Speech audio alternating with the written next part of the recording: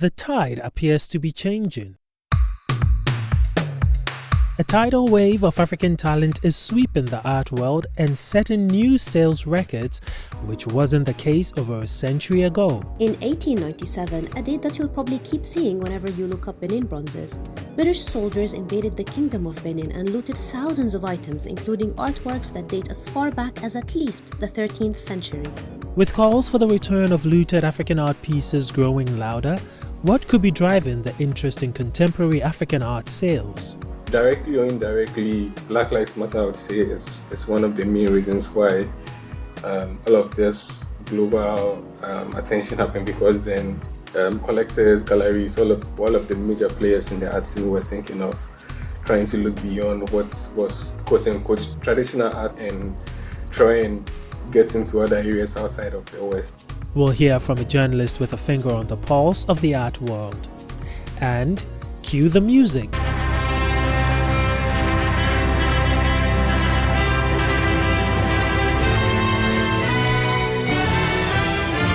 Newlyweds in Zimbabwe, beware. We'll tell you why the country's law association is asking newlyweds to take a second look at their marriage certificates. This is the A55 podcast. I'm Nia Krofi Smartabe.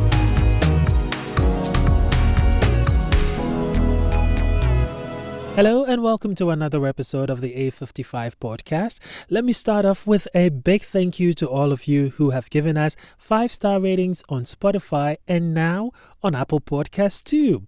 We truly appreciate it because you're making it possible for many more podcast lovers to discover our show. And to those of you who haven't yet rated or given us a review, it's not too late. Let's go. We'd also love to hear from you. We're on X, formerly Twitter, and Instagram at A55pod. And yes, we do have a Facebook page too. Just search for A55 Podcast on Facebook, click on the follow button, and you can share your thoughts with us over there as well. Now, let's get the show started with a proverb from Uganda. Here's Gertrude Davison Tete. During times of peace in the country, the chief does not carry a shield. Thanks, Gertrude.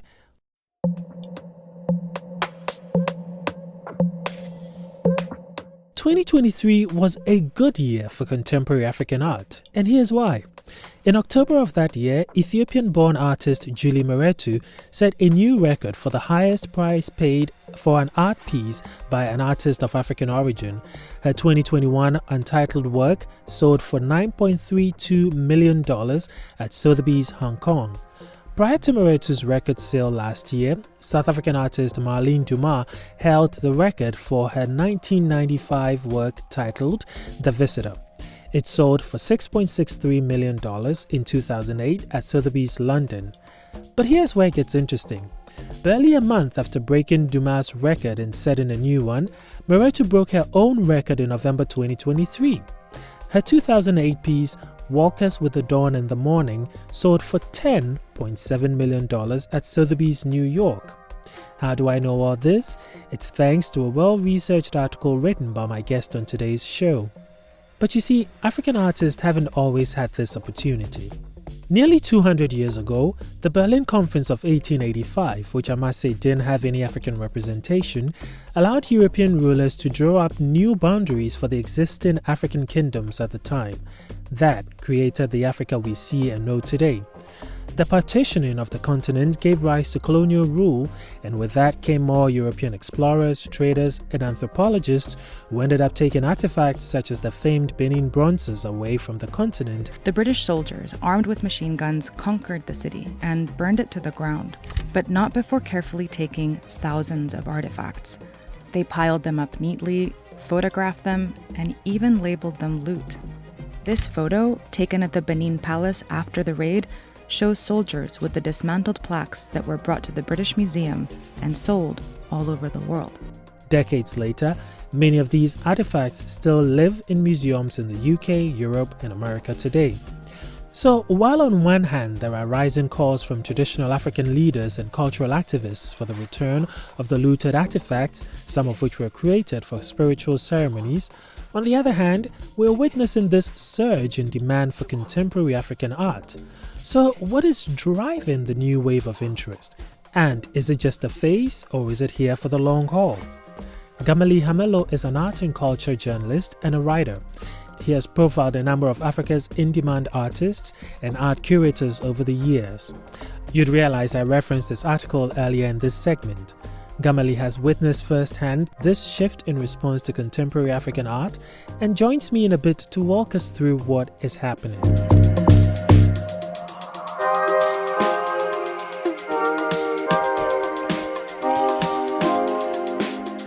Gameli, thank you very much for joining us on the A55 podcast today. You are one of the journalists back home that I believe is chronicling our culture, and I'm so happy about that because it means, generations after us will have something to look up to when they're trying to see what we were doing when we said we were hip. Anyway, Yeah. So let's start a bit this way because we're both journalists, but let's get a bit of a story about your journalism career. How did it start for you? Okay, so my career started in December 2012 with ARTnews, founded by Obed Boafo. So ARTnews still is a Ghanaian entertainment website. So it's basically 100% Ghanaian content. So we covered everything art in Ghana. So music, movies, theater, visual arts, any and everything. Once there's a Ghanaian involved in it, it's likely to be covered by ARTnews. So that's really how I started my career.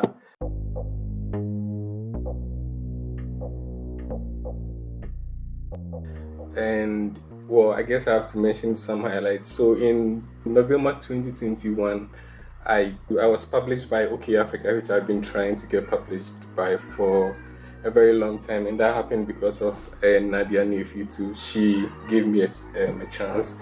Maybe someday I'll share a bit more detail, but yeah, so that happened then, and getting the chance to write for OK Africa directly and indirectly opened the doors for me to write for some international European or Western publications, if you will. So ARTnews, the Art newspaper, Artsy. Apart from publications, I've also done work for some brands, including Adidas. I did some work for an in-house magazine interviewing a Ghanaian artist, Nana Danso. And I've also done some work for international music labels, basically writing bios for artists. I can't get into specifics because that's gone by NDA. But the work was done by a Third Bridge Creative. So that's not a summary of my work so far. Yeah. No, that's an impressive list of work you've listed for us so far. But what I wanted us to talk today about is, of course, your coverage of the visual arts, which I feel like you do so very well. Thank you. And I'm just curious. You're welcome. You said you started covering entertainment in general, so I'm just curious how you got so good at the visual arts. Did you study visual arts at school at all, or is it just something you got good at on the job? Well, I guess my thing is I like to think that I'm a curious person, so I'm always trying to learn. I'm always trying to find out, okay, why does this happen that way, or why is this way, not that way? And so, of course, when I started at newsgh.com, visual art was one of the areas we were covering. So that happened that way. But with my coverage of visual art specifically in the past few years, I guess it's more what I'm getting commissioned for. So, like I was saying, I've done some music bits, but I guess what is out there is more like the visual art. That's what people know. But so to answer your question, it's more just trying to, a combination of factors. So what I'm getting commissioned for, and also just being curious about the arts and trying to learn more. Okay, but it's interesting that it's something you've been curious about, because I've also been curious about it. And since you've covered it for some time now, I'm wondering if you could tell us about how you've seen the visual arts scene in Ghana and in the parts of Africa that you've been able to, work at and monitor. How have you seen a change over the years that you've been covering this beat? Well, obviously, there's a lot of international focus on the arts from Africa.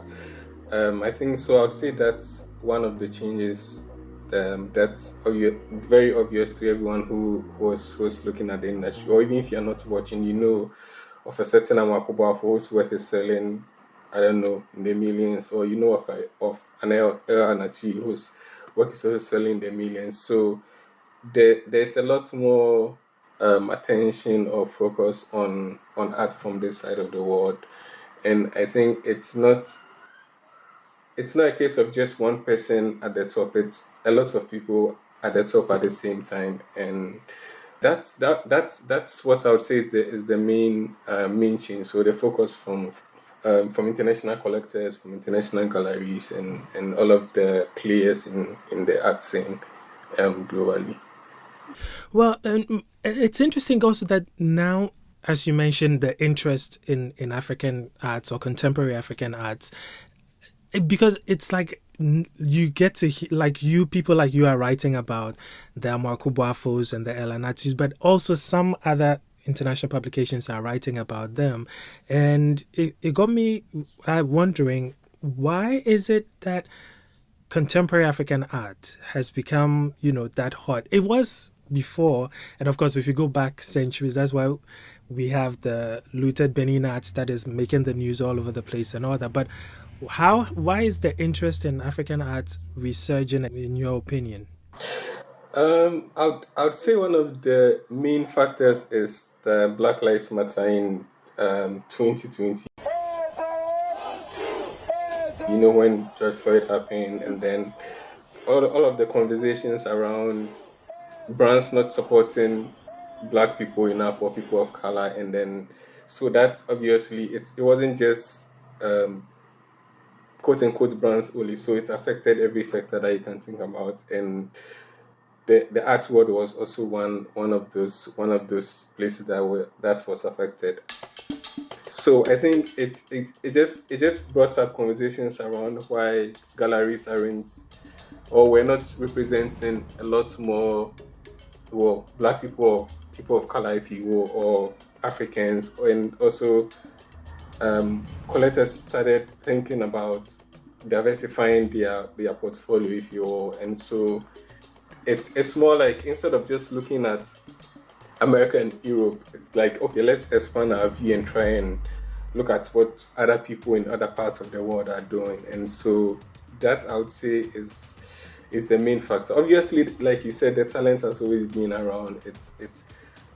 Some of these things, it's important who is mentioning your name in what room, or which gallery is representing you, and then who is suggesting you to some other big shots, or whatever the case is. And so, directly or indirectly, Black Lives Matter, I would say, is one of the main reasons why all of this global attention happened, because then collectors, galleries, all of the people, all of the major players in the art scene were thinking of trying to look beyond what was quote unquote traditional art, and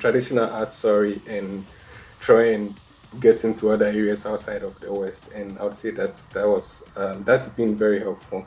Yeah. Okay, so as this interest has grown, I am immediately thinking about the compensation that comes with it. I mean, it's great to have the recognition and all, but are these artists from Africa, or even the African diaspora, are they getting the fair compensation they deserve for their work, like, their contemporaries who are, say, Americans or Europeans? Generally, I would say no, because even in the West, the artists who are Europeans or Americans are not necessarily being treated the same way. So how much more someone who is a quote unquote outsider? And also, it's a question of who's representing you? Are you being represented by a small gallery, a big gallery, a mega gallery? So all of these factors come into play. So answer your question, I would say no, but it's not as simple as that. It's a little complicated. There are a lot of there are some factors which come into play when you think about how much someone gets paid for their work, or even outside of their work, if they are collaborating with a brand, how much they'll get paid for that work and all of those things. So who is your agent? Who is your agent known for securing big deals, or are you working with an agent who is not necessarily as high powered as a different person? So no, to the answer to your question is no, but it's not as simple as everyone needs to be on. Well, I guess it can be that everyone can be on the same level, but it doesn't necessarily work that way.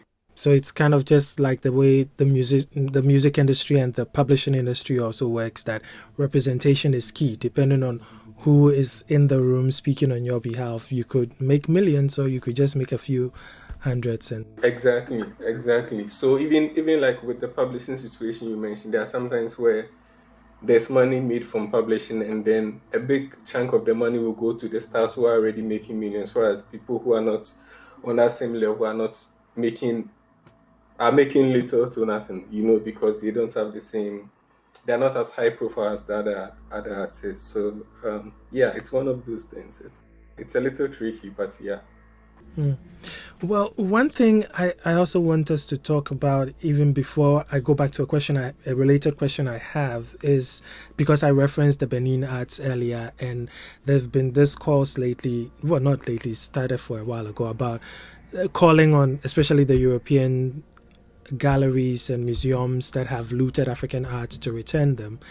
And Ghana's came in the news recently because the British have decided to loan, which is the word they use, some looted Ashanti royal artifacts to them. Gold from the royal court of the Ashanti Kingdom, which was once one of Africa's most powerful states. These objects and many more were looted by British troops in the Ashanti capital Kumasi in 1874 during the Third Anglo-Ashanti War.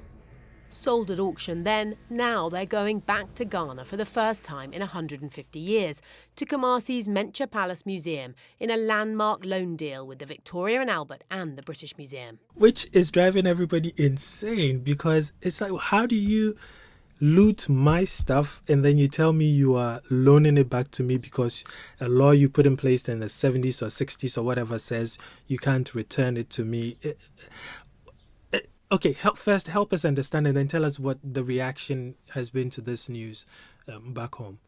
Well, the reaction is basically people are not happy about it. Like you're saying, it's like someone stealing something that belongs to you, and they getting to dictate how they get to return it. It obviously doesn't make sense. So yeah, people are not happy about it. But again, it's a question of, do you have the items written on loan, or you don't have it at all?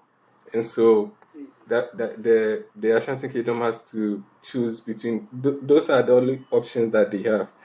So either have it for 3 years, or depending on the agreement, maybe 3 more years, so 6 years, or you don't on loan, or you don't have it at all. And so unfortunately, there are not a lot of options available. Like you're seeing in the BBC report of the return of the items, there's a British rule or law that says the items cannot be returned. So it's unfortunate, but as it stands, unless the law is changed, there really isn't anything. Those are the only options that are available to the parties in the case. And so yeah, you just have to work with what you have. It's unfortunate, but those are the only options available. Either have it on loan, or you don't have it at all. And so I think the decision was made that, okay, let's have it for the 3 years, and then there's an option to extend it to 3 more years, and then probably continue discussing what the way forward would be. But at least for now, the items have been returned. Ghanaians get to see it, whereas for I don't know, hundreds of years, it wasn't really available for anyone in Ghana or in the Ashanti region to see. So it's not exactly great news, but yeah, it's one of those things. You just have to make do with the offer that is on the table, and that's the offer that's on the table. So a decision had to be made, and that's what was agreed on. Yeah.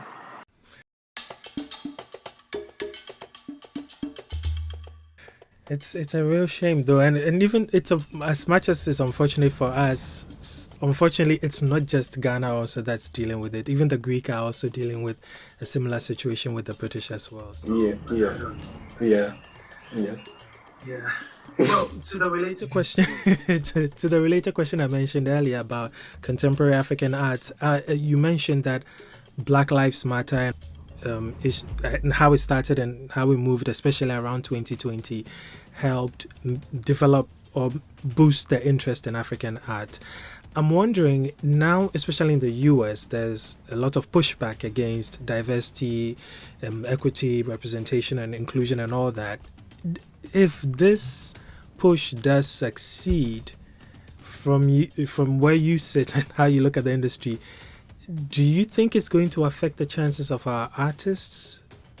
Yeah, it's the like you're saying, because of the backlash. There's actually just yesterday or 2 days ago, I was reading that Zoom had cut its DEI department or something of that sort. So yeah, it's one of those things. So there's a possibility that all of the interest in African art might go. I don't think it would go away completely necessarily, but like you're saying, there's a possibility that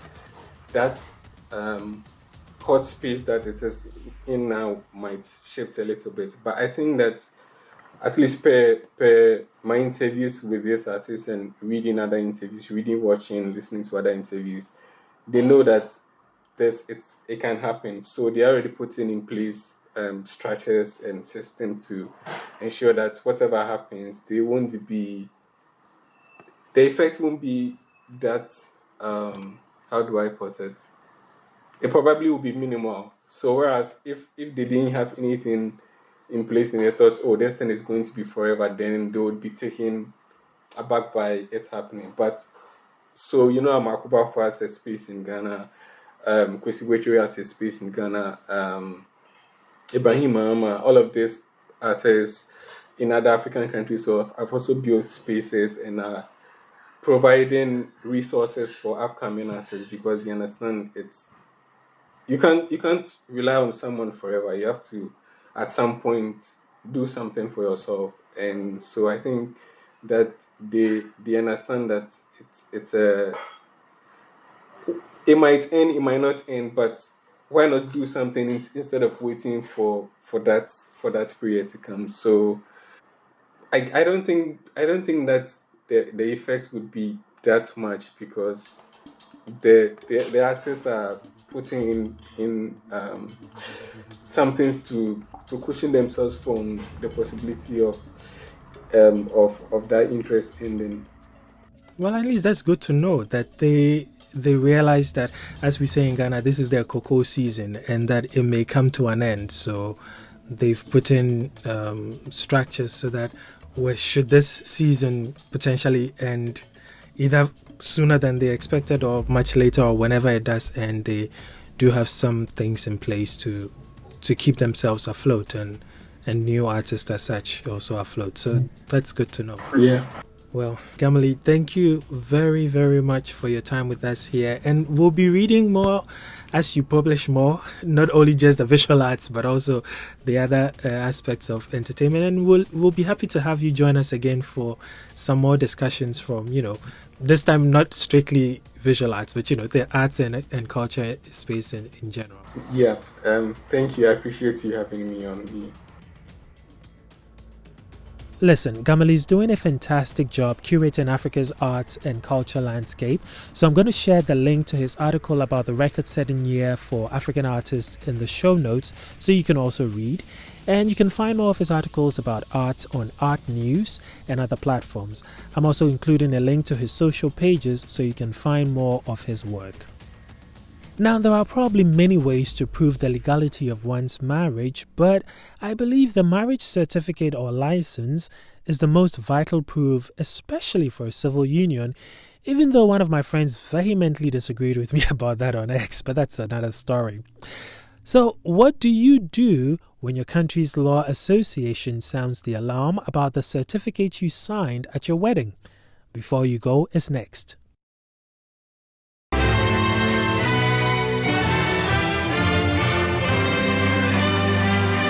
Before you go, depending on which part of the world you live in, there might be more than one type of marriage available to you. For instance, in my country, Ghana, we have 3 types of marriages. We have the customary marriages, which are generally based on the traditions and customs of the tribe or group of the parties involved. We have marriage under the ordinance, which is usually officiated by a priest or supervised by a registrar of marriages. That's what we usually call the white weddings. And we have the Islamic marriage, which is in accordance with the Islamic rules regarding marriages. In 2022, Zimbabwe passed a new marriage act which sought to level the playing field for all types of marriages conducted in the Southern African nation. The new act, Chapter 515, would make unregistered customary marriages recognized under the law. But it appears since the law took effect in 2022, the certificates issued to couples haven't been updated, as it still invokes the previous statute of the Marriage Act, which is Chapter 511. Now, according to news reports, the Law Society of Zimbabwe says the current certificates which cite Chapter 511 instead of 515 present a legal technicality and as such needs to be corrected. A notice to the public reads, quote, "It has been brought to our attention that despite the existence of the New Marriages Act, the stationery being used for civil marriages registered after the effective date has not been changed." It continues, "We are advised that pending an overall rectifying instrument to save all such affected marriages, lawyers or individuals can take the certificate in question to Mr. Mapala, the contact person at the registrar's office, who will insert the correct act and stamp the marriage certificate accordingly." So, why is this a big deal, you ask? For one, the Executive Secretary of the Law Society of Zimbabwe has said those who fail to get their certificates fixed would be deemed to be in unions that are null and void. No! Surely not after all the money you've spent on your wedding. You wouldn't want it considered null and void. And that's not all. Without the correction, even divorces will not be granted to couples with certificates that have the old act listed on them.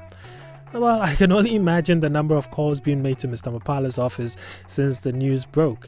But hey, better safe than sorry, isn't that the saying? Well, let me use this opportunity to congratulate our friends in Senegal who held their delayed elections last Sunday. 44-year-old Bassirou Faye is their president-elect, and we wish him and all the good people of Senegal the very best.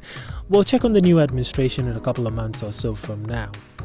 But that's our show for today. A big thank you to Gameli Hamel for the great insight he provided us today about the changes on the African art scene.